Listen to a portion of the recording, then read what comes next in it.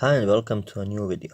And this time we have a special. It's an Edifice premium watch from an Edifice line. The latest additions to the ECB900 series of Edifice metal chronograph models with advanced features and functions that allow linking with your smartphone.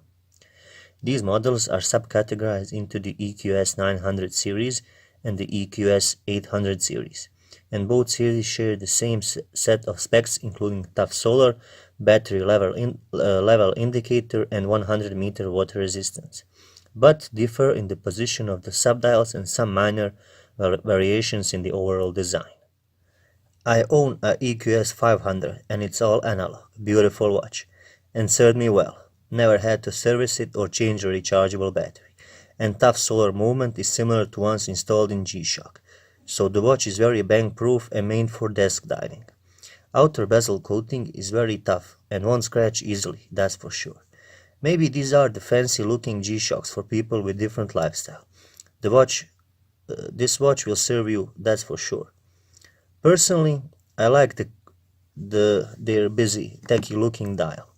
This is a big watch, measuring over 50 millimeters in diameter, and in the era of big watches, it fits in very well.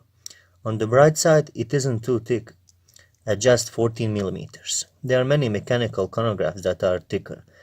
These proportions, however, will likely make the piece appear even more expensive on the wrist. Also very cool feature is this battery level indicator on the screen.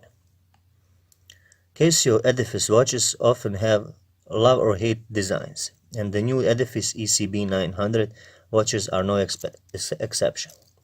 They have busy, multi-layer dials and are complicated to look at. Without a manual or some sort of explanation advice, I think it's impossible to fathom all these controls. Some people like it, some people don't. These new models feature digital display at 12 o'clock and at 9 o'clock, which team up with the analog indicators to show up information in an easy-to-understand format.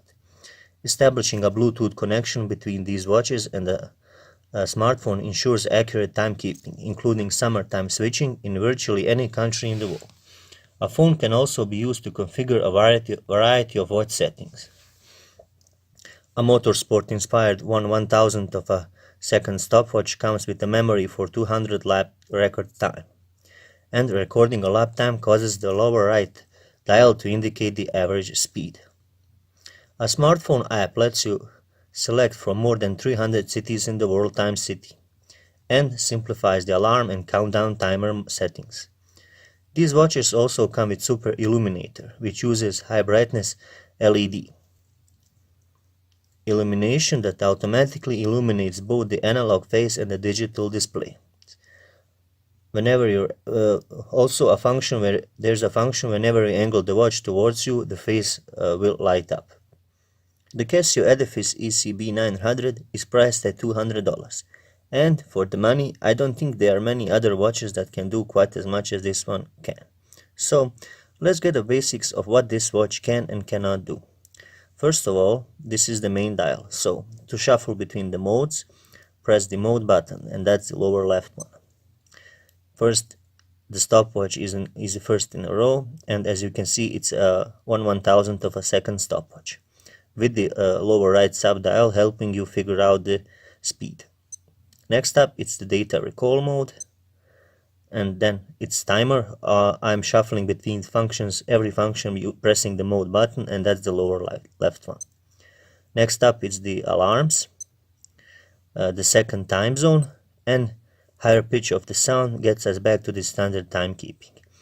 Other useful features and functions to know are the buttons pressing these buttons whilst in the standard timekeeping mode.